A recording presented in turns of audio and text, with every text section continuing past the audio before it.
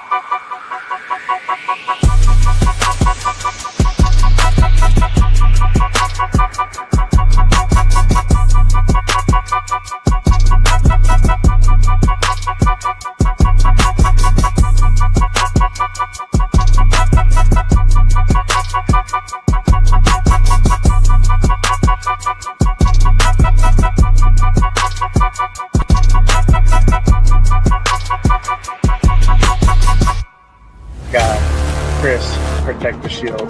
Good morning, brother. How you doing? My guy, Raider, Raider Legions. What is good? We on? Oh, hey! We on. None other than Mr. Fitz, bringing none other than our guy, Joe Morley, bring out none other than the Violator, Wayne Marbury, bring out none other than the notorious Mitchell Rams.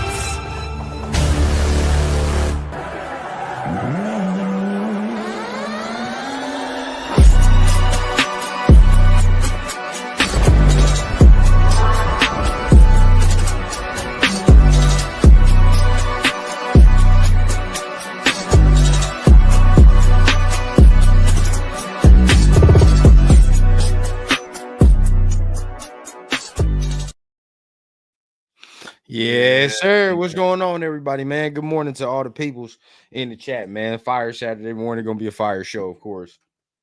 Yes, sir. Yes, sir. Salute to everybody in the building, everyone pulling up. Welcome to another episode of Good Morning Raiders. We are your hosts. I am Jay Raider. This is the Raider Rundown.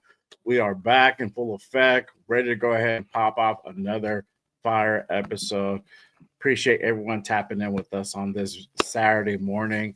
Really quick, just so y'all know, we are because we have a special guest today. We do have the subscriber only chat going on. So if you want to be part of the chat, hit that subscribe button. And if you're watching, you should already be hitting that subscribe button on both of these channels. Y'all already know what time it is. Appreciate everyone pulling up and tapping in with us. With that, but before we go ahead and get into it, y'all already know we got to go ahead and acknowledge that chat. Everybody who's in the building right now. Real quick, salute to our guy Robert Pena in the building. Salute. What's going on, Robert? S.A. Big Dog. Saludos from Orange Saludos, County. my guy. Saludos. Thanks for pulling up. Yes, sir. Our guy Rafa in the building. Rafa, what's going on, man?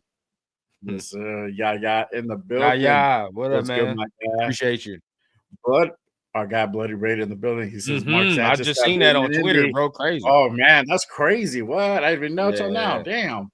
Yo, man, I like Mark Sanchez too. That's the SC guy. It's wild. Yeah, that's crazy. Shout out to our guy, our guy Machiavelli. What up, Mike? Man, what's going on, dog? Was good. Yes, sir. Our guy Herman in the building. He's already tapping in with that. Raiders. Yeah. Can't forget my dog Dre for showing the building, man. What's going on, big dog? Appreciate you for being here and always, man. Yeah, and then we got our guy Tanner Jack in the building. Salute my guy. There we go. We're not winning tomorrow, but I'm gonna watch it. Y'all don't give up, man. Don't give up. But really quick, Chewy pulled up. Chewy. Shout out to our guy Chewy in the building. What's going on, Chewy? Tapping in and rocking with us on this. I'm sorry, Monday was Monday, man. Saturday morning.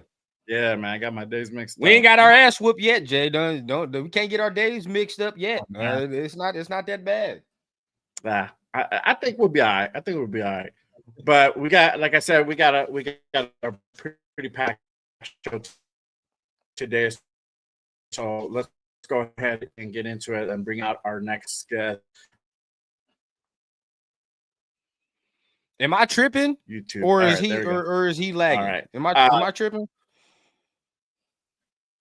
Y'all I let me think we know. lagging. I don't know who lagging. Yeah. It's StreamYard. Okay. I just needed to make sure. Yeah. No, so let's go ahead and bring out our next guest. You know this man. He's been on everything from WrestleMania to club seats, or at field level with the team, with the Raiders.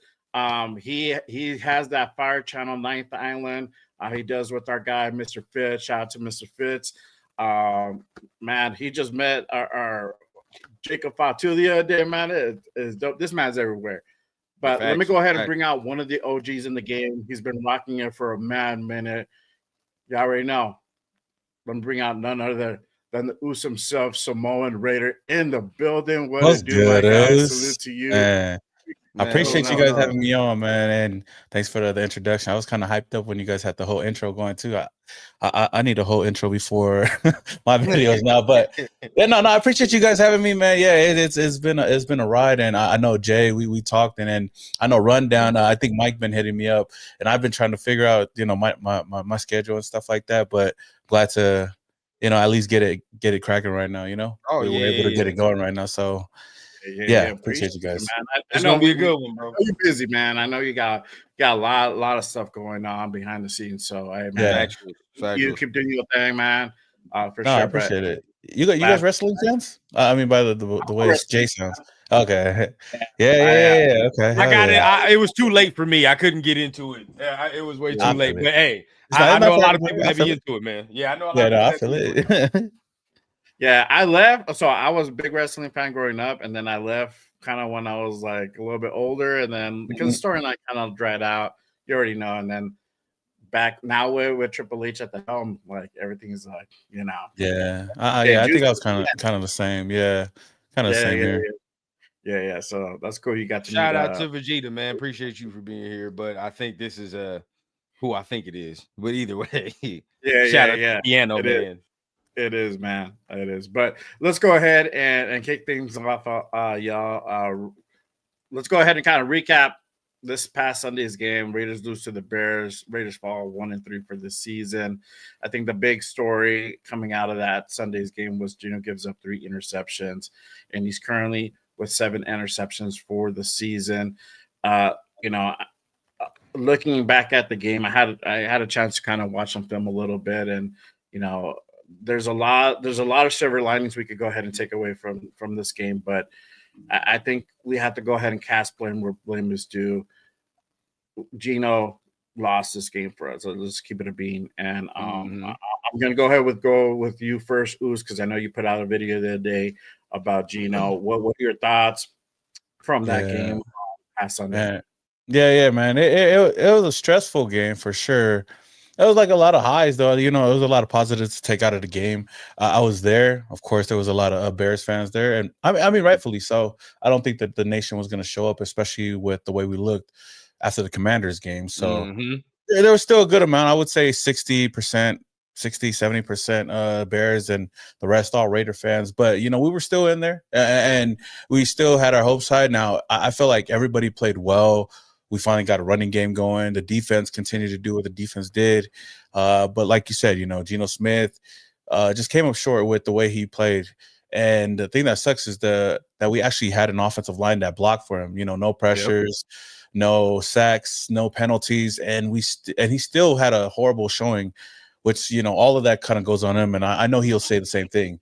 But even with all of that, my thing was we still had a chance to win the game with how bad we played, right? And it just sucks that we just let up that field goal that we could have won. But I know a lot of people will say, it should never came down to that, and that's true. I mean, people can look at the Dante Thornton pass, whether or not Dante Thornton should have caught it, or Geno Smith should have placed it perfectly, or Geno should have found Brock Bowers in the corner of the end zone. I think overall it sucked because they gave us a little bit of hope. Like I walked out of the stadium and I was like, damn, man, like I think it sucked even more because they gave us hope at the end, and then it was like, of course we lose the way that we lose. But after a couple of days, I'm like, it stings to be 1-3 right now, but I'm an optimistic fan, so it's like a blessing and a curse at times. So the way I look at it right now, we're 1-3, but we still got a long season to go, and we could switch things. I mean, we could change things up. We could flip the script, turn the table and whatnot, but maybe not. And I know going into this next game is going to be a big game for us. So yeah, it was a tough loss last week. But positives, everybody played well. Negatives, Geno played bad, and then we lost Colton Miller. So that's another thing to really look at, and it just sucks because it's like when one thing is going right, then something else happens, and it's like now we got Stone Forsyth, I believe, playing left tackle. We'll see how that goes. So there's a lot of questions yet again on the offensive line, and then just seeing how Geno Smith will play this week. But yeah, it definitely was devastating last week. Yeah, for sure. What about you, Red? What are your thoughts on that game? Yeah, I mean, like the said, he naturally optimistic. The curse for me, I'm naturally pessimistic. For me, dog, I just see too much Raiders football. You know what I mean? It's too much negative in this form, dog. It just gets to me, man. I said this earlier in the week, and I fully stand on this, bro. It's like, we all play Madden. Players put on this uniform and their attributes go down -10. All of a sudden, Geno was an 80. He playing like a 70. He ain't never played this bad in this stretch in these games before he put on his uniform. It's just funny how this works, bro. Like, I'm not saying it's the Raiders, but it's like Ooh said, bro, like as soon as we get something, we excited, you know what I mean? All of a sudden, it is not what we thought. You know what I mean? It's not what we thought. He lost that game for us 100%. He done said all this. Me personally, I'm not into watching the pressures after he has that type of game. I heard 9 years of it's on me. So at this point, bro, like I don't want to hear that, dog. Fix the problem. You know what I'm saying? That's where I'm at. There are positives. Of course, the defense was back to form. You know what I mean? Then they were from the Commanders. So then you could kind of look at the Commander game and be like, that's a little outlier. They was tired, like everybody was saying, probably didn't handle the short week right. Okay, cool. You know what I mean? And I'm actually very pleased with the defense because I thought that was going to be the weakest side of our football team. But they're doing their thing. They overperforming pretty much. So, they did their thing. We finally saw, Genty do what he does. So happy about that. But the Colton Miller thing is a huge loss, dog. Because out of everybody on the O-line, he was the most consistent.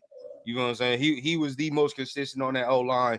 And then we lose him. You know what I mean? So it sucks. Yeah. I saw your video with Joe, off that old tackle.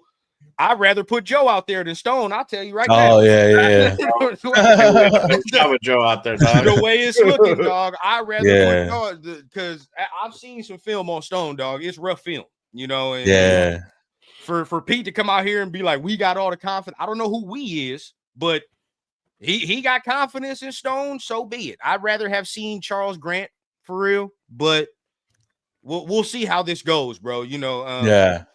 That's offense. The sad thing is for me, bro, like the pass protection was not honestly the problem in any of these 4 games. No. So it was actually getting me mad when you watch it on the TV and announcers like, man, Geno Smith been under all this pressure, so he's been getting rid of the ball and looks like no, he has not. The man has not been under that much pressure. We actually ranked like 12th in the league in pass protection. It's the run blocking that was trash that we all agree is like, all right, that's where it is, but it's never been the pass protection. So I'm just scared if Stone is going to make that, worse is my thing. Yeah. Yeah, facts, 100%. 100%. And speaking of the O-line, it did play better. They did not allow a single sack in Sunday's game. That is a big step forward. Obviously, the prior week, 5 sacks allowed, which was insane. So they turned it around, and obviously you got to go ahead and put it credit where credit's due. JPJ, that physicality he brings on the line. I don't think you can deny it anymore. It's just there's a factor that he brings that Alex Kappa cannot. And we played significantly better. We did not get punked around. by any means. And he was out there laying dudes out. I mean, you saw Oos. He was out there running with Genty and just like laying dudes out. He helped to save that touchdown from that early turnover. I mean, it's just that physicality, that game changer, that factor that JPJ brings. So, I hope to continue to see JPJ, and we kind of like dispel that he has to compete for his position. I don't think out of anybody in that line, it should be him competing for that position. Everybody else in that line should be like their job should be on the line. Yeah. Like they should be competing weekly at this point. Until Well, what do you think it is though? Like I seen that presser with Chip. Mhm. Do you think it's that they just want to bring him down to earth or something like that? Or I know some fans don't want to like buy into that because it's like, oh, that's ridiculous. But Yeah. like that little joke, there's always a nugget of truth in jokes. A little Yeah, nugget, yeah. you know what I mean? Like that little joke told me something all I needed to know. You know what I mean? Where it's like, especially the way he was talking in the off season. We all remember how JPJ was talking, right? I liked it. I was fully on board. You know what I mean? Like, take ownership of the center position. That's what we need. But it seems right. The whole compete motto is not about that. Nah, you just need to be happy with where we place you. You know what I mean? And if you're not happy, then compete your way out of it. That's just what except Geno, apparently. But that's a conversation for another day. Either way, though, I do think there's a little nugget of truth in that joke that Chip did. Because I feel like for me, like it's kind of crazy because exactly. Even if he's big headed, he's confident in himself, right? And he's gonna talk his shit. And as he should. Our best player talks his shit too. He believes he's the best player too. Right. Max talks his shit all the time, and he's got to do that because he's the leader and stuff like that. And if for me, I feel like it shouldn't be a problem. I don't know what's going on behind the scenes and stuff like that, but if JPJ feels that way, like he's the best on there, then that should be something that I feel like everybody else on the offensive line would follow if they match that same energy.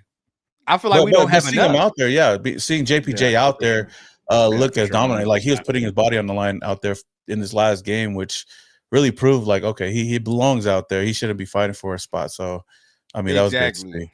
And then it's like, I think we all can probably agree the way he plays is how I want the other four to play. At the end of the day, like, you might have a little penalty here and there because you over aggressive. That's fine. You feel what I'm saying? That's cool. That's what I want my offensive lineman to do, dog. Like, it's like, I feel like we don't have enough. And like you said, man, it's weird. It's just weird why he's the only person having to compete when everybody else is struggling too, bro. It's not like he's the only one. Right. Right. Exactly. And for everybody who doesn't know what we're talking about, Chip was asked a question earlier this week in regards to JPJ's presence, aura, whatever you want to call it, his energy. And this is what kind of Chip had to say. Let me go ahead and pull that up real quick. Here we go. So there we go. If the offensive coordinator in the booth can feel the right guard's presence, let me just tell you, I love JPJ. But his head's really big, right? So let's just not start talking about that part. Just maybe we can cut this part of the interview out because he'll be like, there's an aura in Allegiant Stadium with him. So, the one thing I love, he's a tough kid. He plays his tail off. He's a physical player. Obviously when he was out, you lose that physicality that he brings. But do I feel it in the box? I don't. I'm hermetically sealed up there from anything. So. No slight to JPJ, but I don't feel anybody's aura or presence up there. Yeah. I think I would say Colton sets the tone with a physicality. I think Ashton, the way he ran the football, set the tone with a physicality. I think the way Trey Tucker blocks sets the tone with a physicality. So it takes 11. And that's what I think we got, 11 guys really on the same page. But was last week. What does this week look like? And what the Colts do defensively present different issues than what Chicago presented defensively. So, that's the one thing about this league, because you have a game every week and you're playing 17 of them. That consistency over the long haul is what's going to be that test and the measurement of this group. Yes. There you have I it. don't know, mean, bro. I I might know he be was kind of being sarcastic about it. He goes out his way to like not include him in there. Like it's like he's like going out his way to be like, yeah, no, he's just a part of the, he's just a cog in the wheel, bro. That's it. Everybody else, though, we have everybody else. We got Genty, we got all that. JPJ ain't really that important. I might be tripping, but that's the vibe I get from it. Yeah. There's been little shots taking at JPJ, so I don't know if it's because it's an ego thing that they feel that he might have that ego, that swag, whatever. I mean, he's like he's the offensive line's version of Max Crosby. That's kind of where I'm at with it, bro. Like, Yeah, I don't know. What's your take on it, Ooze? I mean, like, how you feel about Chip? I'm okay with Chip. Like, I know that like this line, I just was kind of looking into it a little bit. I don't know how it is because I feel like all off season it's been kind of weird with the whole JPJ situation. Moving him to right guard. I mean, he's good at right guard as well, but I felt like he went into the off season and even going into the season, he was expecting to be the center just for us to change it up with Jordan Meredith. Overall, like I don't have no hate or anything towards Chip Kelly just yet, until the end of the season, depending on the offense, how it looks. And this could be a joke too. And it could be something that shouldn't be taken out of context. But like you said, like there's always something in there. Like I could always joke about like Fitz, but then there might be an underlying meaning in all of it. But whether it's true or not, but whether they play a lot like that and stuff like that, then I don't know. But I feel like I said before, I don't think that JPJ needs to compete for a spot, at least on the offensive line, because he's the best offensive lineman that we have outside of Colton Miller. And right now, I mean, he's going to be the guy that we kind of got to rely on. He is the guy. To rally behind. Which, for sure. 100%. I'm going to go ahead and also highlight this part. The ground game resurgence, we saw a big jump in the ground game. Yeah. Genty having a breakout game, putting up 155 yards, 138 on the ground. Mostert also having a great game, 62 yards rushing. Wow. We finally got to see that dynamic duo we've been waiting for all season long in Ashton Genty and Raheem Mostert. Ashton Genty finally got his breakout game and literally silenced all the critics with that. Let me ask you, Son, I'll start with you. What did you think when you started seeing Genty go out there? Yeah, he was there too, so it was probably crazy. Yeah, and you have Mostert just following up with the same process. I'm like, wow, these guys are really rolling, Yeah, now it was dope, man. It finally felt good. It felt electric to finally, see Ashton Genty go off, and then just hearing Allegiant Stadium go off too, like with the Raider fans that were there, and just seeing it was dope. And finally, because I know there's been a lot of critics out there, and I'll be the first to say that that wasn't my first choice in the draft. Not saying that he was bad, but. Right. There was other options that I wanted, but the fact that he got drafted here, I was just like, you know what, I'm a root for him. He's still Raider, and it's crazy. Even in like the first preseason game, a lot of people started getting on him already, and then the first couple of games, like Genty wasn't doing that much either. So there was a lot of critics there, and I mean, I know Ryan Clark. I'm pretty sure everybody's already heard it, like saying that he doesn't have that it factor. I'm like, damn, bro, it's only been like 3 weeks already. Like, that was like, even though the rest of I'm a guy that. No matter which player it is, whether it's Geno Smith or anybody else that we have, like I'll give them a full season to see. I mean, or at least half a season to see what they got. And I mean, he's a young player, and then you see how bad the offensive line has been this past couple of weeks leading up into this. It's like, okay, I could see it, I understand it, but to see him go off like that, it's a good sight to see. Now I know it's just one game. Hopefully it continues to look like that. And watching, I know you guys probably break down film more than me. I don't even get into film, but just from what I've seen, like he ran towards like the left side of the offensive line. It was Miller's side. Miller's side a lot more than the right side. So I don't know how it looked this week without Miller. So that's another thing to see. It's also good to see Raheem Mostert kind of like go in there and be a great change of pace back. And he only had 3 carries for like 60-some yards. Yeah, and it had a huge breakout run too. Like I was like, damn, man. But it was also like I said, it was great to see that 62-yard run because like I got a lot of love for Jacobs, still one of my favorite backs in recent years. But one thing that Jacobs didn't really do much was those breakout runs, those long 50-yard runs and stuff like that.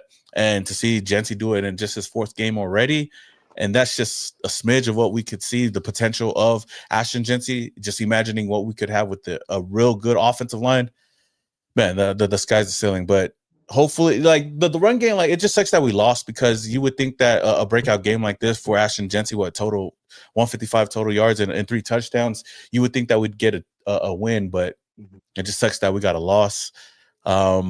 But yeah, it just felt good to see him finally break out and at least silence the haters for at least 1 game or 1 week.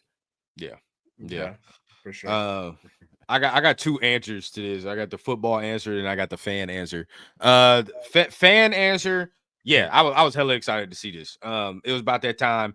I was with you, Samoan, where I was like, I didn't really want him at first, and it wasn't the talent, right? It wasn't the talent. It was more like, because of what our offensive line looked like in first 3 weeks, I already knew what time it was with our O-line. Which is like, why are we gonna subject this man to this type of punishment, right? Like, you just brought up Josh Jacobs. I've been saying this religiously. We putting him in Josh Jacobs 2.0 situations where now the running back got to make 5 people miss in the backfield. Oh, we all oohed and ahhed, and then you looked up like, damn, that was only 3 yards. Yeah, because he had to make 3 people miss before he can even get to the line of scrimmage. So it's like that was kind of my worry with him getting drafted here. I didn't want to waste some of the prime years. But hey, like you said, he here now. So it's like, I'm not going to sit here and cry over spilled milk. Now we just got to figure out how to maximize his talent. So we finally got him into the second level, which is what I was been preaching forever. When he gets to the second level, dog, he's different. You know what I mean? His contact balance is different. Yeah. And to your point too, where he's different from a running back like Josh, I feel he's more creative in the open space, in the open field. You feel what I'm saying? Where it's like he has that spin move. He has certain things that he does where I'm like, that's a little different than runner than Josh is. When Josh gets downhill, bro, he gets downhill. You know what I'm saying? Like, them shoulders are square, it's over. So with him, bro, we got to keep getting him into the second level, safeties, DBs, even some linebackers. It's a wrap. Going forward is where now the football shit takes over, because now I'm like, all right, the Bears were ass in run defense. They were. They were garbage. So we technically did what we were supposed to be doing against them. The Colts are a different story. You feel what I'm saying? Last week, they were not as good, but they are pretty good against the run. They got some dudes that can definitely stop the run for sure. So we're going to have to be on our P's and Q's, man, when it comes to this week. Now, if we run well this week and it continues, now I'm going to be on the optimistic train where I'm like, okay, maybe we can, continue to get a push and all the extra. But I already know this week going to be a different test, because these motherfuckers in that interior are different. Exactly. 100%. I'm going to go ahead and also highlight these 2 parts. The defense really kept us in this game, to be honest with you. When this game first started, it looked terrible. Terrible. We had 2 big mistakes, and we started off really on the bad foot, and the defense kept us in this game. If it would have been any other team, we probably would have been down 2 scores by the half. But they kept us in this. They've been keeping us in it for most of the season. So Max had basically the game of his life. You saw he got that swatted ball. He got that for that interception, almost ran it back. Tyree got a sack. That was crazy. Everybody was really contributing in that defense. But ultimately at the end, the special teams again failed us at the end with that block field goal. And I talked about it on my Monday show with Raider Will. It looks like the long snapper had a tell on his snap, and that's also what caused that Bear corner to go ahead and kind of get his timing down and execute that block that ultimately cost us the game. Because by all intents and purposes, we should have won that game. But let me ask you guys, what when you saw that blocked field goal, what was your thought and that defense? I mean, what do you got to say about this defense? Literally a big turnaround by the defense. Yeah, I mean, well, to the defense point first, it was the defense has been doing that like for majority of the year. Like outside of the Commanders game, they've been that like bend don't break type of defense, and that's something that I'm surprised by. Like we have a lot of old heads on the defensive side of the ball, outside of some young players as well. But to see how well they played, and like it's like I feel like most of the games have been momentum based, kind of like we had a kind of like a chance against the Chargers too, but we had no offense to at least fire back. This game, we at least had the offense kind of step up. I know it was a struggle in the beginning, and even Ashton Jency, he struggled too. He had a fumble early on. But to your point, like Max Crosby, I even said it in my video, man. This dude he sets the tone for the defense, and it sucks to see that he has to do everything out there. But yeah, man, having the game of his life literally helped the defense kind of bounce back in this game. Had an interception. He almost had another interception before that. So I mean, like that interception helped the team kind of like get back on their shit. As far as the block field goal, I heard about the tell and stuff. Like I don't like. Maybe you could tell me about it after. I don't know what the tell was. I didn't. Really I got a clip. I got a quick clip. I could go ahead and pull up of the tell. I don't think it was that, to be honest, but I have my thoughts on what it was. But they were talking about there was a tail, but I have my thoughts on what it was. Yeah, let me go ahead and pull that up. And this shout out to Sanjeet. Sanjeet really kind of highlighted that and broke that down. So let me go ahead and kind of play that tail real quick. It's a short clip. So here we go. I was talking about. Now keep an eye on the long snapper. You can tell he's moving right before he snaps the football. You can see it. If you guys just pay close attention, you see that movement right there before he snaps the football. You can tell these guys are starting to recognize that pattern right there. Yeah, so that's the tell that everybody's talking about. It's kind of like movement of the hip, and the way that actually they found out, it was actually the Bears long snapper who told his special teams guy, like, "Hey, this dude has a tell. You guys might want to go ahead and keep an eye on it during the game." And then, sure enough, that dude who blocked the field goal. He saw it, and every field goal attempt, he kept going. He kept getting closer and closer, and then ultimately, at the very end, he was able to go ahead and just get that timing down. He got that's crazy. Jump. Yeah, well, I wouldn't have thought. I wouldn't have seen that. But then again, they get paid to do that, so yeah, that's kind of crazy. Yeah, when I seen the block field, like moments before that block field goal, like I was watching, I was like, damn, we got a chance, and I kind of recorded my reaction to the whole thing, and it was just like, damn, like of course this happens. That was just my thing, and just walking out the stadium, I was just like, damn, that really happened to us. And Daniel Carlson usually hits those, and I know it was in the heat of the moment, like when I did my reaction video, so I was kind of like blaming Daniel Carlson, even though I knew it was a blocked field goal, but I think I was expecting Daniel Carlson to still like curve the ball around the defender. Kick it. What's that one movie, bro? Wanted? Yeah. That's why I told everyone, you can't blame him. I said, no, he's supposed to be a Pro Bowler. He's supposed to kick it through the chest or something, like, But I was like, damn, man. I think it was Jonah. Jonah was on the outside too, blocking. That's what I make more of a big deal. Yeah, so I was like, damn. When I look back, I was like, damn, Moose. Yeah, I make more of a big deal about that because usually that's Mayor, right? And that's true. No, Joe was telling me that, and I was like, "Oh, that's true." I didn't think about that. And I think my boy makes more sense. Plus, he came around the edge unblocked, so it's like exactly. It was like, damn, man. He probably not used to that. Lualu probably not used to, having to do that in that space. You know what I mean? I don't know. And I'm not gonna lie. You was at the game, and I was watching it. You get kind of, and it's always like this in football, bro. During the game, I can literally see the moment it was leading up to that block field goal, bro. Because the whole day, our PATs, the field goals, something was off. Bro, you could just tell. It's like, dog, they're getting a little close, or the operations seem a little slow, something. And it's always like that in football, bro. You can see it from like first quarter to fourth quarter where the special team starts deteriorating. It was like that in the Commanders game. You saw from the first snap. You like, oh, bro, the special teams, dog. They gonna get one eventually because every return was damn near to the 40. You know what I mean? So it's like that I could kind of see, but I put more on the fact that we were missing our actual starting, right side blocker right there, and then we had to just go ahead and scramble around. But the defense, bro. Hey, again, shout out to the defense, dog. Without them, we probably be getting 40 ball hung on us last week. I ain't gonna lie. 100%. Dog, if that was like one of these, say we was going against the Bills, right? You know what I mean? We're going against the Bills, or we're going against one of these hot teams. Dog, they're going to whoop our ass. We doing something like that. 3 turnovers in the red zone. Oh, no. You know what I mean? It's over. It's pretty much over. So the fact that the defense kept us in it, you know what I mean? We got our turnovers. Big shout out to them, bro. Yeah. It's starting to look like last year. God damn it. Where defense playing well and the offense can't do nothing to save their lives. Yeah. He's on the offense. The big value, high draft picks are on the offense. So it's no excuse. You know what I mean? It's like, bro, PG been making sugar out of shit for how many years at this point? At this point, dog, get this man an actual top 10 draft pick that works out and let him work with that. Because at this point, the offense ain't worth a damn.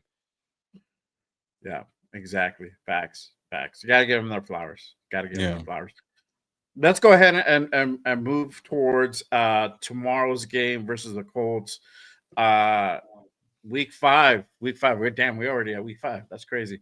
So week 5 preview versus the Colts in Indy. They travel back. They go back on the road. This is a tough schedule. Obviously, we saw we're like home on the road, back and forth constantly, and it sucks. But we're not going that much farther. We're just going to Indiana. So hopefully it's not too bad for them. But let's go ahead and go into it. And there's some a little bit silver linings for us. There's some things that we got to also be a little bit concerned about. So let me go ahead and pull up the injury report. I got that ready. Oops, here we go. All right, so this is the injury report. Right, let's talk about ours. We got Brock Bowers, questionable. He had limited practice on Wednesday, didn't partake Friday and yesterday, so he's questionable right now. I think I saw something that most likely he will play tomorrow, but don't quote me on it. I'm not 100%. Brandon Jackson's on IR, so he's not playing with, and I haven't really seen him on the field too much. Michael Mayer is still questionable on that concussion. Very limited practice this week, so it's a better sign, but still he's still on that questionable mark. Justin Shorter coming back. Same thing for DCAM. Eric Stokes is so questionable, but most likely I think he's going to play. They've been saying that his knee's been pretty good. And then Max Crosby, he did. I don't know if anybody noticed. He came off a little bit gingerly off of one of the plays towards the second half. I think it was like in the fourth quarter, third quarter, somewhere around there. He did come off gingerly off of one of the tackles that he assisted on. So he didn't practice on Wednesday, limited yet Thursday, but he did have full practice yesterday, so he'll be on the field on Sunday. Now, let's talk about Indy. They're a little bit banged up as well. So Tyler Godson, he's out. You got Kenny Moore, he's out on Achilles. Alec Pierce, he's out on concussion. Yeah, that's super big. Daniel Scott, he's out. And then Taquan Lewis, he's questionable. Now, and then you had another corner that literally just retired this week, so he's out too. So they got quite a bit of guys that they're going to be out. So why does it seem like every time the Raiders play a game, like it's always a little nugget of hope that something gives you before the game, even if it's a bad season? Like, Jaden Daniels is out. Oh, okay, we might have a chance. All their corners retire and all that. We might have a chance, bro. It's every week, and we never take advantage. I just hope we take advantage of it this week. I want to ask y'all a question, though, because I really want y'all to answer. I'm kind of set in stone on this. Me, personally, I kind of want Brock to sit out, bro. Like, I don't want Brock to play. I need him to get fully healthy because what he said the other day in the presser, I don't know if y'all saw it, about him not being able to separate like that. I don't like that. I don't like hearing that. You know what I mean? Because then that's like the confidence as a player starts getting worn down because you can't do what you normally want to do.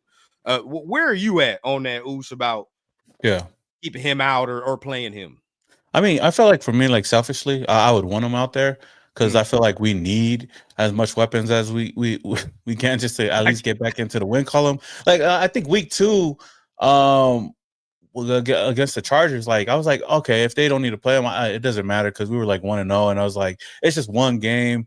But seeing how bad it's been these past couple of weeks, like I would want him out there. But then I do see your point as well, like because I feel like a 75%, maybe even 60%, Brock Bowers is still better than most tight ends. Oh, he's still a right? top 5 tight end. Yeah. So that's where I see it from that point of view. But then I see your point of view is like, okay, if he's not going to be 100%, like just let him let him heal up, and then once he's back, then he's back. So it's kind of hard. Like I said, that's why I have like 2 different answers to that. Yeah. So if he wants to sit, then okay, it is what it is. It just sucks that Michael Mayer, if Michael Mayer is good to go, then okay, like cool, like I'd easily sit him. But then you're kind of like looking at what Carter Runyon and Ian Thomas and all of those guys. Thomas, which it's Thomas can not block too bad. pretty good. It's not he too can bad. block Like pretty at least for one game. Yeah. That's kind of yeah. where I'm at, bro. Because it's like we're getting close to the bye week. You know what I mean? And it's like playing football, we all know, bro. Like, there's never going to be a point if he continues to play where he's ever going to like get to a point where he feels good. Yeah. It's not going to be like that. The only way to do Right, that is if you sit down, you know what I mean, and rest it. As hard as that sounds, and it's hard. Like, if we win this week, my proposal would be like sit his ass next week. Yeah, if he's not 100%. Yeah. You should be able to. I don't care if Brock Bowers plays or not. You should be able to beat the Titans, dog. So if you win this week, 100%. he can play. If he plays this week and you win, and you look at him, he's like, yeah, dog, he's still not right. You know what I mean? Like, we could tell. I'd be like, dog, sit him next week, see how he feels, because we got to play the Chiefs after the Titans. So, you know what I mean? You look at, say, if you rattle off 2 straight wins and you win without Brock Bowers next week, against the Titans. Now we sitting at 3-3. You bring him back against the Chiefs to get to 4-3 before the bye. Now that sounds a little bit better, but we'll see how he looks tomorrow, though. Yeah. No, for sure. Yeah, for sure. I agree 100%, bro. If we win on Sunday, if we happen to seal this game and then face the Titans the following week, you should sit him. I mean, he can't create that separation, and then that's really what we need him for. We need him for that yak, and that's where he's struggling. That's the knee, and you could say a combination of the knee and the brace, because the brace kind of limits you on the things that you can do. So, I agree. Sit him, because after that you got the Chiefs, then you have your bye week, then you're back home with the Jaguars, which I'll be there, and then you have. Like shortly after that, that's not easy. Jaguars game. They're pretty good. You can sit them for like 2 to 3 weeks, essentially, kind of how you time it. If you time it where you sit them, like if you sit them at the bye week and set them again after on the Jaguar game, you could potentially have them be better by that Broncos game. But it just depends how you kind of treat him. And honestly, if you're gonna go for a push, you're gonna need Brock Bowers. So. And I was gonna say, we got to be honest, right? It depends where the season's going, right? Like, that's where I'm at. Yeah. If the season's in the toilet, sit him, dog. Like, get him up out of there, dog. I don't need him hurt at all. But if we're starting to look like we making that push, you know what I mean? Because the AFC is trash. That's where the optimism can go. The AFC is not all great like we thought it would be. So there's still a chance. Right. Even Baltimore got a top 5 pick right now, which we all know is not going to hold up at all. So, if we make that push, then for sure, bring his ass back. We got to do what we got to do, bro. But if the season's in the toilet, bro, you already know what time it is. It's like last year. Everybody go ahead, sit down, bring in the injured reserves. Exactly. And I'm gonna bring this up since we're on the subject of injuries, and Colton Miller, obviously, he's out. Forsythe is in. That's a big deal. And is that also going to go ahead and play a factor into Geno being able to go ahead and turn it around? And I'm also going to ask you guys this question, and this is an important question. I want also everybody in the chat to chime in and let us know your thoughts. Will we see Kenny Pickett if Geno has a repeat game on Sunday? If he's struggling, he's just picking machine. Are we finally going to see? Are we going to finally see that switch happen? What are you guys' thoughts? I'm gonna go with you. What do you think? I don't. Oh man, that's tough. Like, it's kind of tough because, like, I feel like Geno's Pete's boy, right? Yeah. I mean, it'll take a lot. But I mean, I think the questions will definitely be out there, whether or not they just put somebody else out there. I would say it goes up into like bye week. If he continues to play the same way, throw like multiple picks, and we lose a game because of him, then I think the conversation has to be made. I don't think it'll happen before the bye week. It'll probably be something that happens by the bye week, depending on where the Raiders are at too. So, Yeah, that one's kind of tough. I know a lot of people saying to move on from him or whatever, or maybe put AOC in. I don't know, Man, somebody. I'm like, man. okay, I'm just kind of holding out a little bit of hope. I'm like, okay, I know he can be better though, man. Like, Yeah. he can be better. He has the Yeah. tools to be better.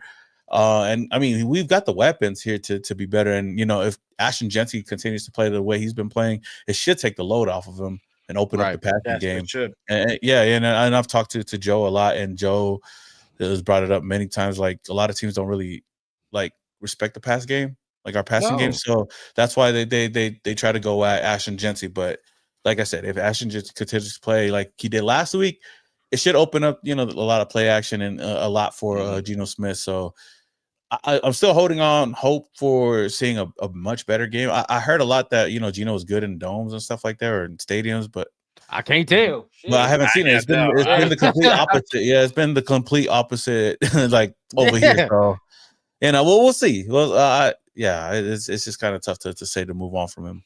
Of course it had. We can't even be surprised, bro. We can't be surprised. Like I said, they put on the uniform. -10 morale, -10 attributes, whatever the fuck you want to say, dog. It's like all of a sudden now we forget how to play. I mean, he didn't even play this bad with the Seahawks. That's the most frustrating part. Like, Seahawks fans was bitching and complaining and saying he's bad and all this. He didn't even play this bad. If we were getting Seahawks, Geno, we at least be 2-2. You know what I mean? At least 2-2. So that's the most frustrating part. As far as like him getting benched, I'm with the Oosh, bro. He's Pete's guy, bro. Honestly, I don't want to live in a world where he does get benched, because if he does, what does that mean for the coach too? Because your ass was over there hyping him up this whole offseason too. Yeah. You brought him and said it was your guy. So we can't just, Geno sucks and that's just on him. That's a Pete decision. And that's one of Pete's bigger decisions of the whole offseason since he's been here. So now we got to look at you and be like, well, you brought Geno in here. Why should I trust you if we have a top 5 pick to select a quarterback? Why? Oh, what quarterbacks have you got? So that's where the conversation starts turning for me, because then it turns ugly. Because Geno, if you get benched for fucking Kenny Pickett, bro, you're 35. I don't know where your career goes at that point. You know what I mean? And I feel like, and the thing is, like, I feel like now, like, Geno's like confidence level is kind of like wavering right now. It is. I think he just needs to get back to like the basics, because I feel like for us Raider fans, our expectations for quarterbacks isn't really that high. Like, it's not, to be honest, it's not that high. You just gotta play like a clean game of football and just don't turn the ball over. That's it, and just sustain. Like, that's all we don't need the 400-yard games, 3 touchdowns.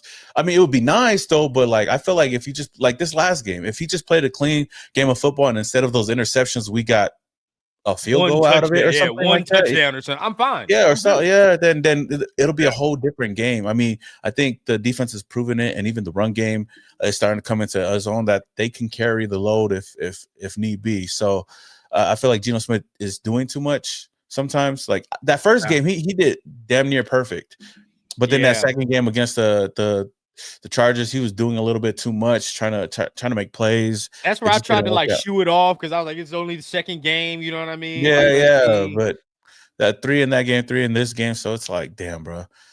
So I mean, like I said, that I'm just holding on to hope, because I feel like Geno can be a viable quarterback in this league, and even with us, he's just got to clean up the mistakes. We got to hope. Now, I do want to ask you something, right? About, and this comes to the quarterback situation, okay? I've clamored since I've started a podcast, we need to draft a quarterback. I felt it this year. We need to draft a quarterback, bro. Like, not only because, like, and there was a lot of people arguing. I don't even know if you heard this, Ooze, but there's a lot of people arguing because we got Geno, we didn't need to do that, right? But it's like, I argue multiple times, bro. We talking about competing. What does a young quarterback do to a veteran quarterback if he's not playing well? You gonna get your ass right? You gonna have to be like, he gonna take my job if I keep throwing 3 picks. I guarantee you, Geno, right now be sweating bullets if we would have drafted somebody like Jackson Dart and he's throwing them 3 picks, because right now that means, hey, dog, you got one more before we throw him in there, and that's what the Giants did. I think it's about time. What do you feel, bro? No, I feel it's the same exact way, because when we signed Geno, I was like, okay, I'm with it, because I see what Geno did over there in Seattle, and I think it would have been perfect rapport with Pete Carroll. Right. But you also got to look at, like, I looked at him as like a rental for at least 2, maybe 3 years. Exactly. And that's why I was really high on getting a quarterback in the draft, even though people were like, no, we don't need one. I was like, at least somebody to back them up, right? Yep. And to your point, give that competition. And some people said that maybe Pete didn't want that, where, right now, if we did have somebody, everybody would have been saying, put Jackson Dart in, or put Shador in, or put Jalen Moreau, whoever we had picked in the draft, like everybody would be wanting him more than Kenny Pickett right now. And I'm sure they didn't want to hear that. But then again, that just goes right back to, okay, you want to compete, you got to bring somebody in. And that was one of the problems that I had, like even when we had Derek Carr here, like we never ever had anybody outside of Marcus Mariota. He never feared for his job. He never had to fear for his job. He was always good to go, no matter who we brought in, because whoever was there or whoever was backing him up were scrubs. And I mean, that kind of bit us in the ass in 2016 when we really had nobody that we could like Connor really depend Cook on. And shit and all yeah. So like with the whole Geno Smith thing, like I said, even though I have confidence in him, that's why I was high on. I was high on getting a quarterback in the first round. That's where I was at. But then seeing like even Shador fall, like, okay, I was like, damn, you could at least take a chance on him, like late in the draft. But at worst, if he doesn't pan out, you could let him go, or like you could, whatever it may be, practice squad him like you did with Cam Miller. That, and then just think, and then you look at what we've done with the second and third round picks right now. Like maybe they'll be good, and they still got a long season to go, but like we could have used that on somebody else. Well, bro, the more frustrated, like the more we talk about the quarterback thing, is the more I want to say, like, as fans, we probably don't want to live in a world where Geno gets benched, because what Mike is saying here is true, and what Oos is saying right now has opened my eyes, bro. If you, Pete, were the one that was adamant in the draft room to say, hey, I don't want a quarterback, we got Geno. If you're that adamant and you were the one that said it against it, then we got to look at you too. It's not just Geno, dog. You told the fans, you told the organization, you told everybody, this is the guy, right? And then we all were hoping that he followed the Seahawk formula. He didn't even do that, because when they drafted Russell Wilson wasn't a starter when he first got drafted. No. That was Matt Flynn. Yeah, Matt Flynn. Exactly, dog. And guess what? Guess how Russ did that? He competed in the preseason. And then then they saw, like, okay, cool, Russ is the guy. We didn't do that this year. We just automatically handed him the job. So that's on you, Pete. And we're gonna look at that. So we don't want to live in that world, bro. We live in that world. Now we talking about another coach, one and done, damn near. And I don't want to do that. Yeah, and then that's basically the season. Like, you're basically throwing the season away. And that's where I feel like even last year, like that's where AP like really fucked up. Even I'm not a big AOC guy, but you go with that guy, and then Garner's your backup option. If anything, like, okay, I put agree. Garner in there, and AOC is not the guy. But he flipped it where it was like, okay, I'm trusting in Gardner Minshew because he's probably better right now, and that didn't work out. And then that kind of kills AOC's confidence to go in there and not really do much. And then we're over here like banking on Desmond Ridder. So that's why, like you said, like I feel like the moment you give up on Geno Smith is the moment you kind of give up on the season. So so like, and unless by a miracle, Kenny Pickett comes in and he turns into like Daniel Jones is for the Indianapolis Colts, and the offense is moving. It's not really that I don't think it will happen, but that's how I feel with the whole Geno Smith thing, and that's why I feel like we just got to ride it out, because we really don't have nobody right now. And I don't think Cam Miller's ready. No, hell no, he's definitely not. And it's like, bro, that scares me with this fan base, because if Kenny Pickett come out here and he play okay, you know how we gonna get. Oh, that's the guy for next year. Oh, he's the one. No, he's not, dog. Even if Geno turns it around, I'm just still on the mode. We got to get one, regardless if he turns it around. We got to draft. We got to draft a quarterback every draft until we get one. Until we get our guy. At this point, that's the way it should be. We saw what Cam Miller was in the preseason. He's not that great. Kid needs a lot of work. I agree. Geno is our number one option. I give him the next 3 games for him to turn it around. If he can't do it by the end of that Chiefs game during that bye week, that's when you make that change. If we're going to go ahead and pull the trigger on that type of move. But other than that, I think Geno's going to always be that best option. Really quick, shout out to almost 50 in the building. My guy Accelerator with a $2 special. He said, Samoan, your Geno versus Mariota pocket bid is funny. Shout out to my guy Appreciate it. Accelerator. Shout out in the Accelerator, building. man. He be on my tattoo, man. Yeah. That is dope. That is dope.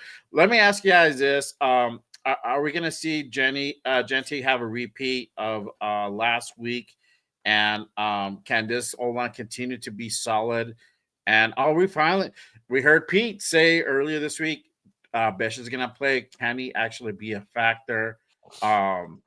Really quick, there was another $2 that came in. I appreciate Shout you out to our dishing, guy man. You goddamn Dixon. right. Yeah. Goddamn right. Yeah. We'll I'm see the same though. way. We'll see Yeah. tomorrow because Dylan Gabriel play. You know, I want to see what he looked like against that Vikings defense. See what it smell like. Yeah. For sure. But what do you guys think? Genty was going to have another repeat, and you think that online's still going to be able to go ahead and produce at that same level? I don't know about same level.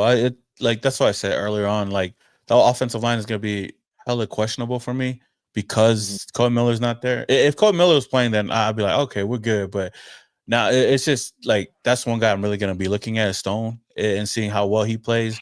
Will Ashton Genty have the same performance? It's going to be kind of hard because I mean Ashton Genty went off for 130 something on the ground, and he had a big run. I mean, it could happen. Anything can happen, but I think it's going to be kind of hard to see in this game, to be honest with you.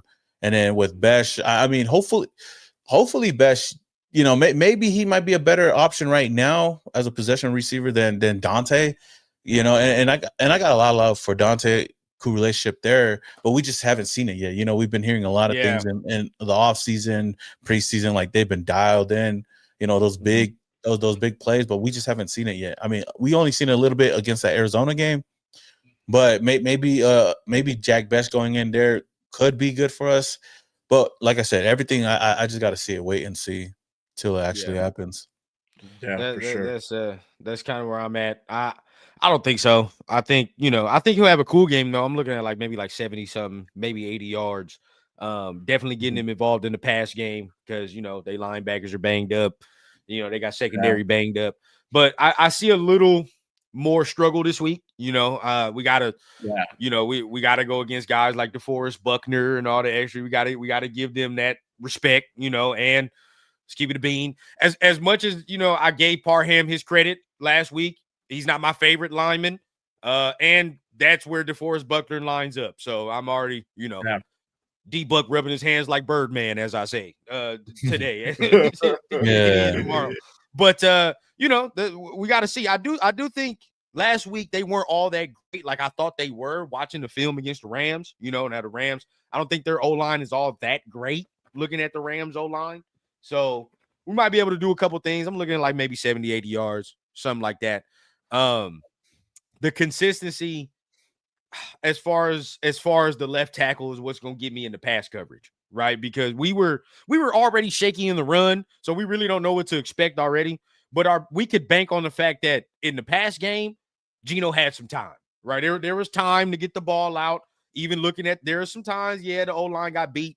But majority of the time, bro, he had time to read and scan the field and do all the extra. We got to see if he has that time now. That's the whole thing. Because if Latu, I'm already kind of scared with Glaze over there. He wasn't playing the best, right? Like, so he's going against Latu, which I think he might struggle. But then on that other side, you got Stone and Quiddy Pay. So now it's like, all right, dog. We like who's gonna chip? Who needs the chips? Is my question, and where we gonna go? It's probably gonna be on that left side. DJ gonna have to pick his big boy pants up and block over there. So for me, bro, I need to see how it goes. I think we might take a small step back. Not too much though. I don't think it's gonna be too much where we can't win this game. though. I still think this is a winnable game. Yeah, for sure. Really quick, shout out to our guy Chewy with Great the $2 special. He says, "Does anybody miss DC?" I don't. I miss him as a as a person, as being part of the Raiders, but not as my quarterback. Yeah, I'm on the same. Shout out again to. Yeah, exactly. Shout out to my guy Accelerator again. He said with the $5 fucking special here. He says Raiders should come out to Jacob Fatu's music to fire them up. Also, Fatu makes threats to the Colts and make them scared to play their best. Maybe whatever That'd be hilarious. we gotta That's my do, guy, bro. Tyler. As far as Gosh, DC, sorry. like Whatever, nah, bro. Exactly. DC, Yeah. nah. We should have. Yeah. This the real problem is we just didn't draft one as soon as you got rid of them. That's what good Yeah. organizations do. You know what I Yeah. mean? When you look around the league, you get rid of your old quarterback. You either got one already that you got and that was waiting, or you bring one in that year. You know, so that's where we messed up at, and that's the problem. I do want to touch on the receiver thing because I've been seeing Joe on his Instagram say that a lot about, teams don't respect the pass game and all that. Yeah. You know, over the last couple of weeks, I was one of the people adamant. We got to pay Jacoby. We got to do these things. We have to do all these. Now, in week 4 or 5, I understand why the organization has not done that. I know why. Yeah. And the whole reason is we don't got that alpha. There is no dog in No. there, right? Where you look and you're like, okay, like, yeah, Brock Bowers is technically the one, but why can't we be greedy and say we want a actual, number one receiver too, bro? Like, it's like we don't have that right now. It's a bunch of complimentary pieces in the room right now. And I love Trey. Trey is my guy. I still think he can perform and separate himself. But he got to be found. Yeah, and that was another reason why I wanted like Tet in the draft. Like I wanted Tet or Shador or an offensive lineman, one of the three, because I like as much love as I do got for Ashton Jensen, man. There was a lot of like go running backs like in the second round too. We have holes on this roster, bro. Like so like that, So I mean, but until we find that number one guy outside of Brock Bowers, I just don't see it. But I'm hoping these young rookies can show up, but we just haven't seen it yet. See, maybe we do have to read into the nugget of truth with JPJ because what's going on with our second rounder, dog? It's like everybody else second round pick get to play, and then we get to look. He's sitting collecting air on the sidelines. Why? Yeah. You know what I mean? Like it makes no sense. Like I do like Thornton too for the speed, but like I think just for me, bro, I think Besh is a better route runner. He's better for what we need underneath. You know what I mean? Underneath, we need more underneath things. We have Trey to take off the top right now. If you want to insert Dante in a couple plays where we want to really put some speed in there, let's do that. But, bro, if Brock is not right, our underneath game already takes a hit. So we need somebody else that's going to be able to do that. And him not playing really frustrates me. I don't know how y'all feel, but that frustrates me. No. Same. So you have Pete come out this week saying, "Hey, he's going to play. You're going to see Jack Bech more." Great. Now, is he going to be a factor? That's really kind of the question. Is I mean, when he's out there, when he's not blocking, he actually gets a target. He makes that catch. He produces. The thing is, there's not a lot of targets. He maybe gets 1 or 2 targets a game, if that. So getting him, 3, 4, 5 targets, you don't want to give him too much either. You want to kind of ease him into that role, but getting him more targets on certain design plays is really what it's going to go ahead and start driving his confidence, especially if you're going to use him in that like kind of red zone situation. That's ideal where you want to go ahead and put Jack Bech in, or in third down situations where you're like 3rd and 8 and you really need to get that first. Boom, that's your guy. That's Jack Bech. He can go ahead and make those catches. For example, that drop pass that Thornton had, if that was Jack Bech running that route, most likely Jack Bech makes that catch and either runs it in or it'll be like right at goal line, right? So, and that's the difference between Thornton and Bech. Thornton, great. He's a prospect. He's a great prospect. He could definitely be something great down the line, but he needs a little bit more work. We still don't know what Jack Bech is. We need to find that out. So hopefully we get to see him, and hopefully he becomes a factor on Sunday's game. Really quick, let me ask you guys this. How do you think the defense is going to do it against Danny Dimes and the Colts? And let me go ahead and get you guys also keys to victory for tomorrow's game. Lewis, I'll start with you. How do you think this defense is going to do against Danny Dimes, and what's your keys to victory? Yeah, I feel like they'll do a good job. They'll do a solid job against what was it? Daniel Jones. Yeah. I think the main thing, like, and I said it in my video yesterday, like one of my biggest keys was definitely like stopping Jonathan Taylor, because he's like their that's the guy bread and butter on the offensive side of the ball. Of course, Jones has been doing his thing as well, but he's going to be without Alec Pierce and possibly even Michael Pittman. So like I'd rather see what Daniel Jones can do and force him to beat us in the air than to let Jonathan Taylor go off on us. Now, our defensive line they've been great against the run. Like other than the Commanders game, they done a great job not letting up over 100 yards on the ground. So, like I feel like against the run, as long as they can, contain Jonathan Taylor, because I don't think, going back to these last couple of games, I don't think that we've played elite running back yet to really see how this defensive line would do, and he's leading the league in rushing yards right now. So I think that's the biggest key is stopping him. And of course, like I said, it starts with the defense and it starts with Max Crosby and those guys. And it might suck a little bit not having Jermaine Pratt out there, but I still got some trust in the linebacker room to do their job against the run. Yeah. I definitely want to see Jamal Adams start early, man, and let that dude just go to work and do his thing. Yeah, for sure. What about you, Runda? What are your thoughts? How do you think this defense will do against Daniel Jones and the Colts? And what do you think what are your keys to victory? For me, bro, that I think we'll do pretty good. We are good against the run, so it's it's gonna be strength against strength. We're good against the run. They like to run the ball. That's their bread and like who said that's the bread and butter, bro. So we got to stop that because a lot of the things they do on the pass game is really predetermined by that play action. Like they kind of need that play action to open it up. There's still a couple of Daniel Jones throws a game that make you be like, what the fuck? You know what I mean? Like there's still a couple. Yeah. So he will do that. We have to take advantage, get our hands on the football. We've been getting turnovers this year too. So it's like, I'm very happy to see that. If we get in his face, that's the thing, right? As far as pass rush goes, and I say this for any game, there's always two things you can do on defense and you have a chance to win any game. If you stop the run and you pressure the quarterback, if you do them two things, you have a chance to win any game. This is very, very important this week. If you get in Daniel Jones' face, he'll make them throws where he's throwing into triple coverage and he's doing some shit where you're like, all right, well, you know what I mean? Like, what are you doing? But that's what he won't. You know what I mean? He'll revert back to the Giants, Daniel Jones. So it's all about containing Jonathan and making Daniel beat you. So that is what it is for offense, bro. Well, I just think we all know what it is, bro. Geno, just play clean. Just play clean. I don't care if we have 70-yard bomb drives or 70-yard passes anymore. I don't care. Good methodical drives down the field, bro. Good methodical drives.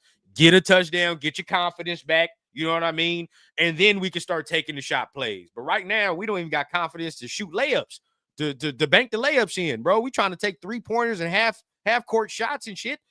Get your rhythm. And then we can do that after that. Yeah, exactly.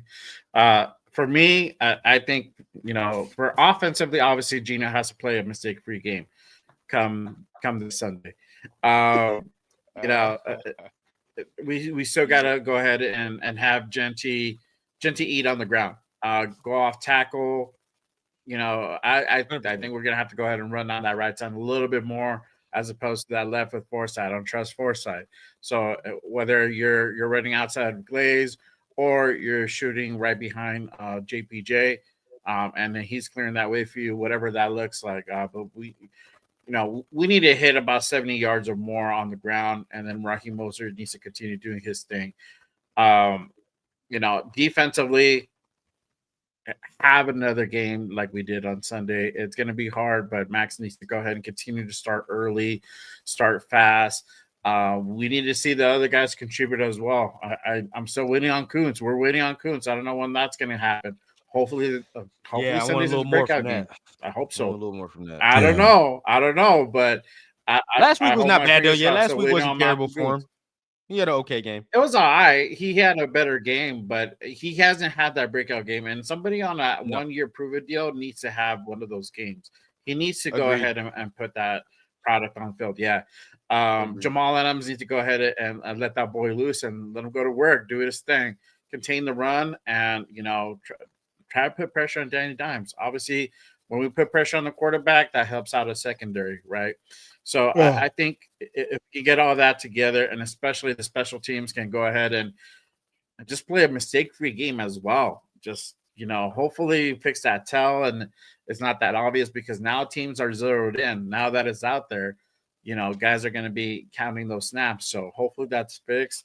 But special teams needs to go ahead and turn it around as well. So I think if we do that, I think we have a shot. They're banged up, as we saw.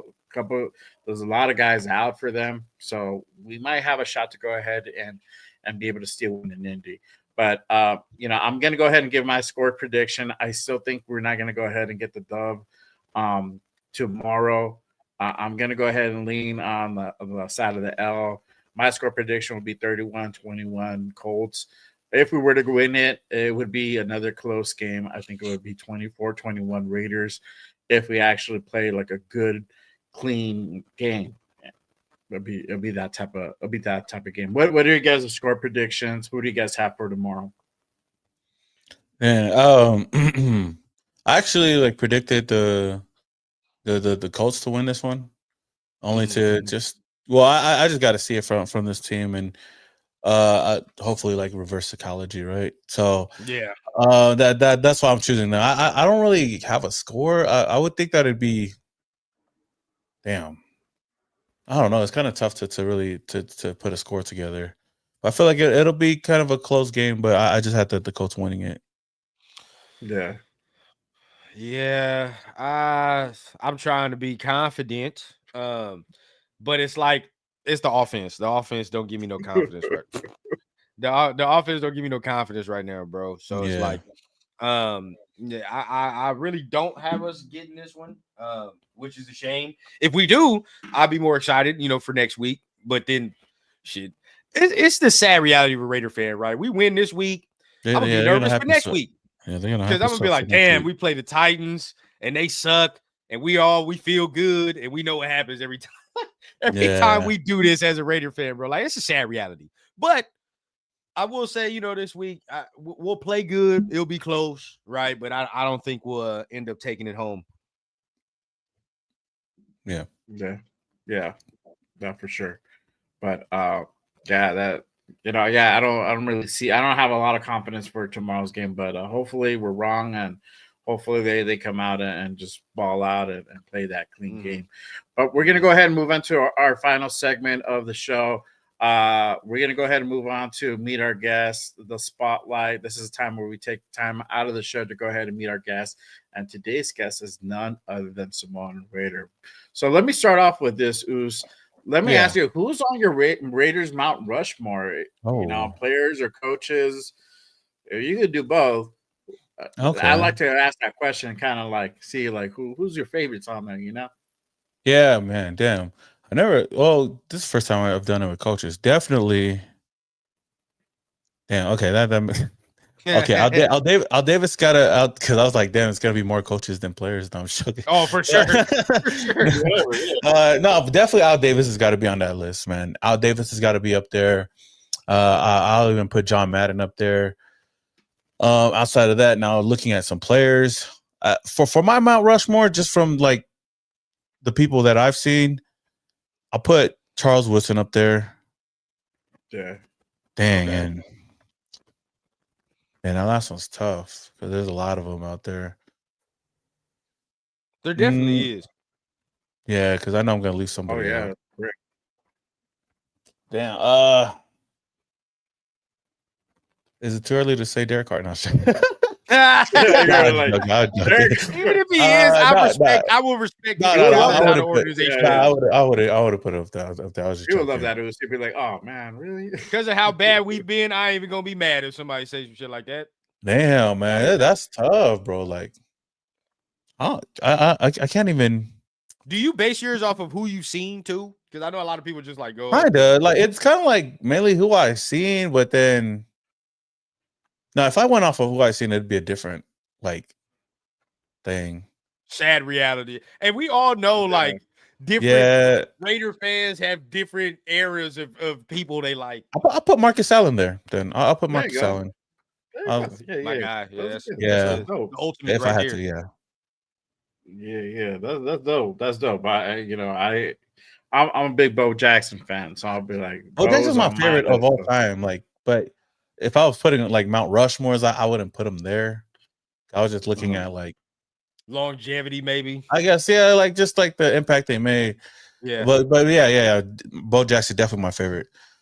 Now, Bo Jackson in Yeah. person is different from the Bo Jackson I watched. So Yeah. I was like, I'm scared of that dude, man. Is he hella big? I can already. Yeah, he's serious in person. Like he all business in person. Okay. I'll say. I Have you can guys met tell. him before or no? I ain't never No, I've never read nah. him. Oh, No. okay. But I've Yeah, seen him, and I'm like, I know how to handle them people. It's all good. he's like, he's one of those guys that don't like to Do interact extra. too much unless you're paying them to. But Okay. it's one of those. I'm not like I still got love for him, you know. Like that's why I don't. Business is business. I don't interact with him too much because I don't want to have that you know that picture of him like damn I don't like this dude but but from what like growing up like just his impact on the field and stuff like that off the field like he's my favorite. Player wise, Yeah, he's still my favorite. But yeah, for sure. Yeah, same. Yeah. That's why from player aspect, he was dope. Yeah. Sure. No. But let me ask you this. Let me kind of start from the beginning and ask you how long have you been a Raider fan for? And then what was it? What was that single moment, or what was that moment that kind of made you fall in love with the silver and black? Oh man, shoot. Definitely 2003. I remember in 2003. This is like the season, not the Super Bowl, because I know Super Bowl happened the beginning of that year. But later in that year, that season 2003, 2004 is when I kind of got into football a little bit. I started playing NFL 2K4 with my cousin. So I was like, okay, I want to watch football a little bit. And funny thing is, like, I almost became a Bronco fan. I always say that. I almost became a Bronco fan because the first team that I watched ever on TV was the Broncos versus somebody. And I think it was the first pass I seen it, and it was like a touchdown. It was like a 60-yard touchdown. I was like, oh, shit, this team is good. I was like, damn, I'm going to root for that team, whatever. Then the next week, I watched football again, and then I seen, of course, the silver and black, and I was like, oh, damn. So it was mainly like the colors in the jersey that got me at first, and then I started following them from then, and I was like, okay. And I was like, okay, this is my team. I'm gonna root for this team, and then I feel like the rest is history. I've been disappointed since. So, but that's when I started, and then I started learning the history of the team and all that, and I just loved it even more, and I just love the fact that they were kind of like the team that everybody like I guess feared or didn't like. They were like the misfits or whatever. So I was like, oh shoot, yeah.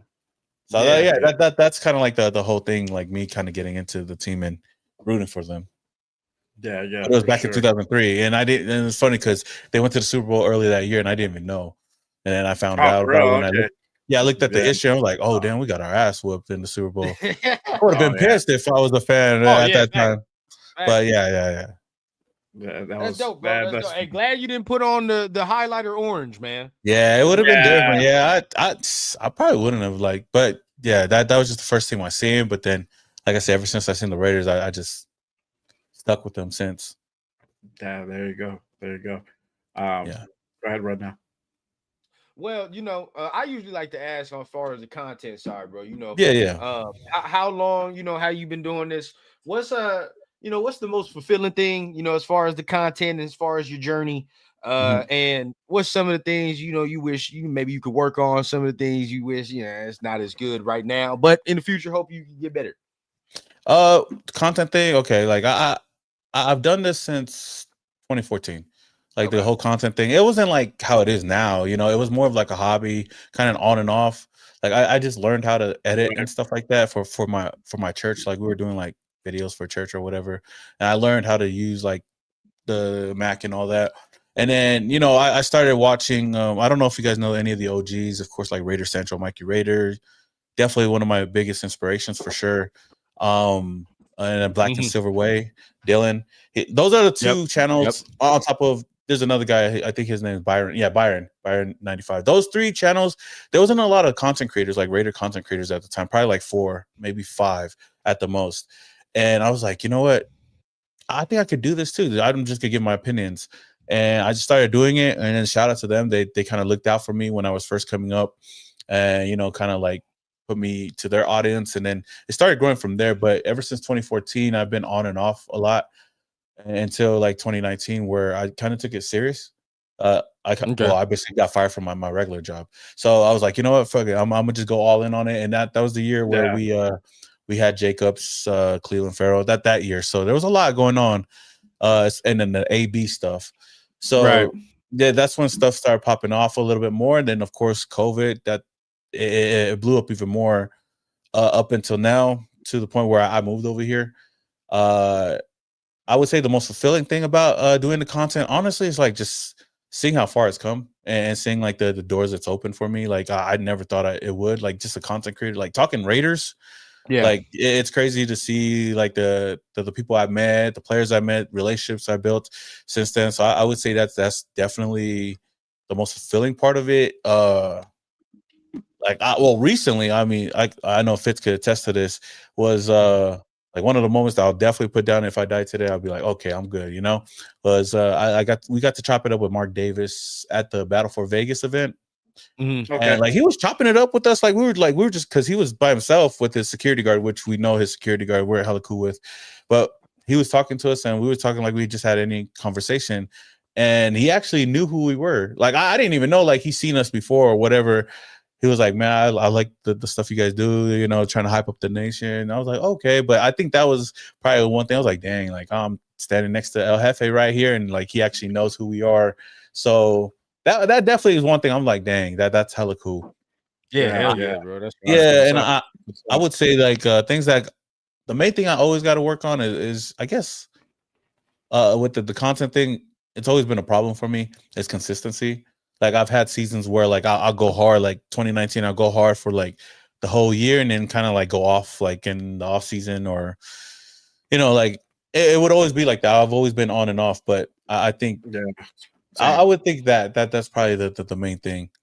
Okay. And yeah, as far as anything that you would say like you would want to see get better in the space, because look, you've been in it for a minute, you know what I mean? Like this is only like you're one of the OGs, bro. Yeah, this is only like my third year. I don't know about Jay, but like shit, this is my second year.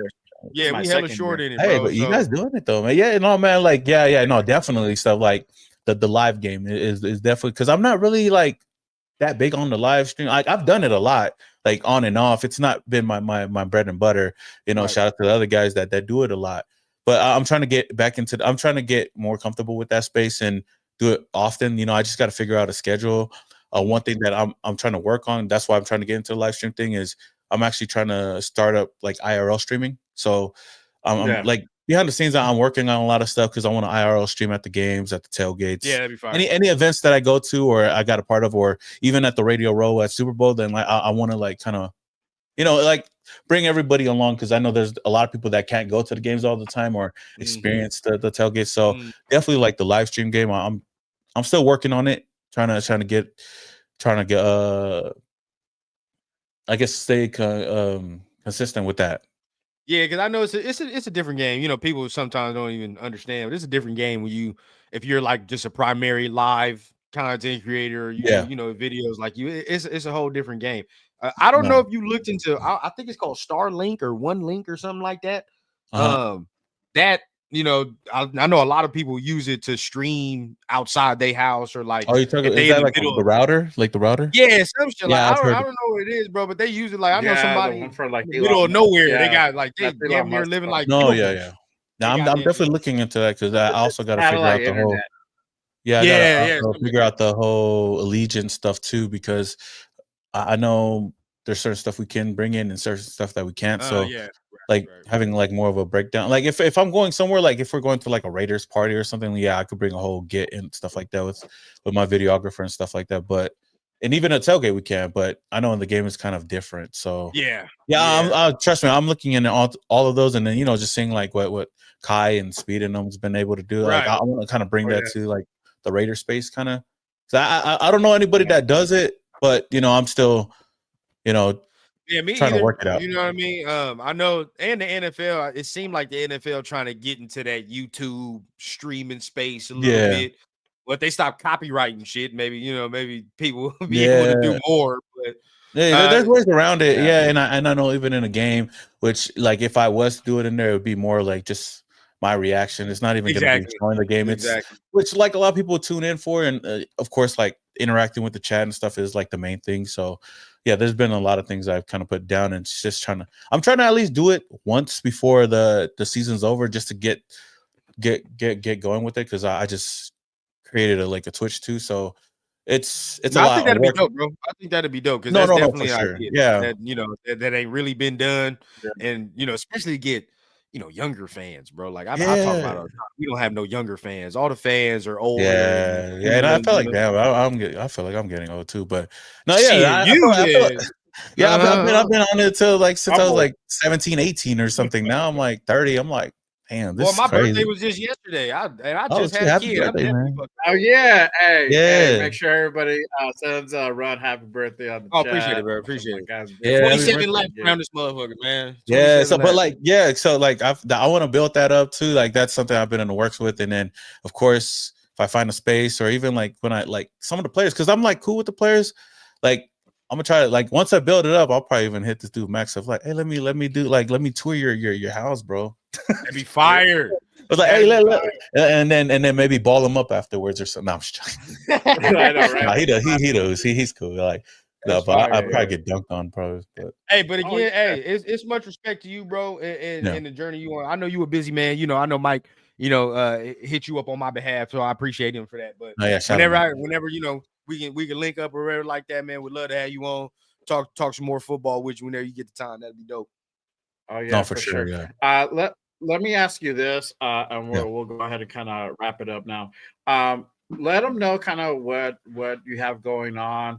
Let me ask you. Let everybody know what the Raiderverse is. Now it's kind of new, and how that's come to be, and then what kind of content should they be looking out for you? And then same thing for like Ninth Island.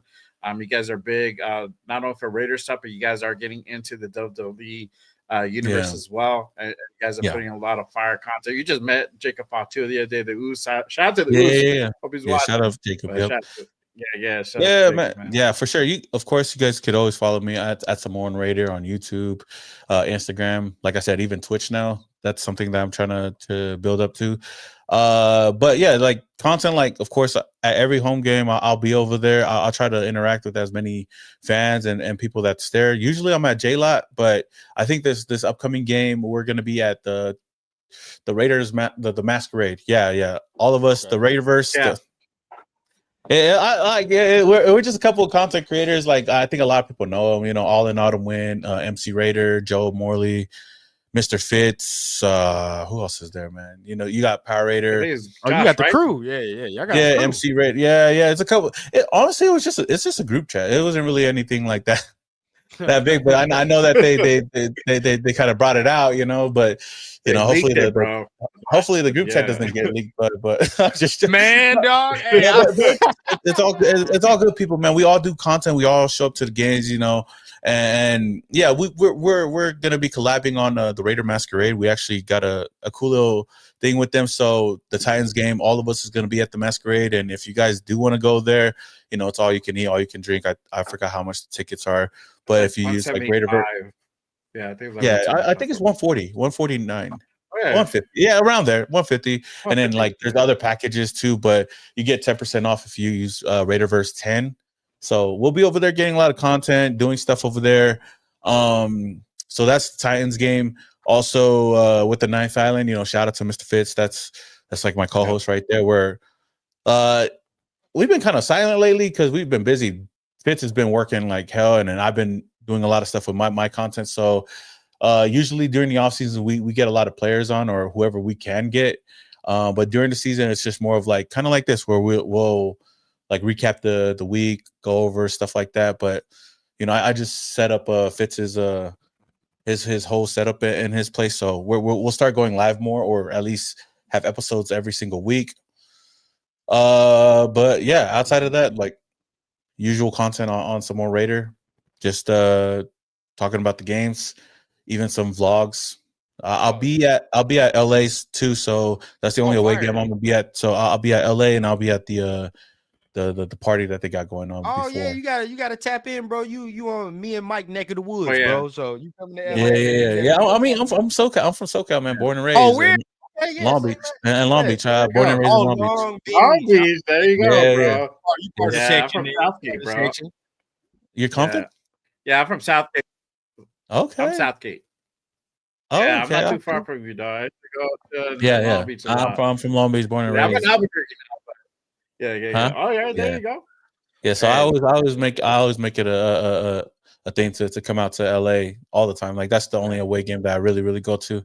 I don't even know why I go because we always lose, but you know, it's always a vibe until the game starts. So you all right in my book, man. You all good. Everybody from SoCal, Yeah. all right with me. You know, I'm from Yes, sir. IE, but family in the jungle, so everybody know what time it Yeah. is with that. Yeah, IE, that's where my wife's from. So Oh, hey, man. yeah. It's different right here. But hey, we appreciate you for sure, dog. Yeah, 100%. man. Again, would love to chop it up with you again for sure. But I know you're a busy man. But you know, other than that, we appreciate you like a mug for this episode, though. Yes, sir, man. I appreciate you guys for even having me on, man. All right, man. The honors are all ours, brother. Yes, sir. Of course, But DJ, you out there in the boonies in Georgia, man. You should have came to Cali. I'm telling you, bro. You in the boonies. Oh man, Corona's not that bad, dog. I like Corona. Corona's cool, bro. I've been to Corona. It's not bad. No, it's not bad. It's not bad. Smell It's like cool. horse shit. I like Damn near half of the city smell like horse manure. That's it. That's it. Oh man. But hey, again, appreciate you pulling up and tapping in with us. It was on Saturday morning. And everybody here as well. Shout out to like 50 in the building.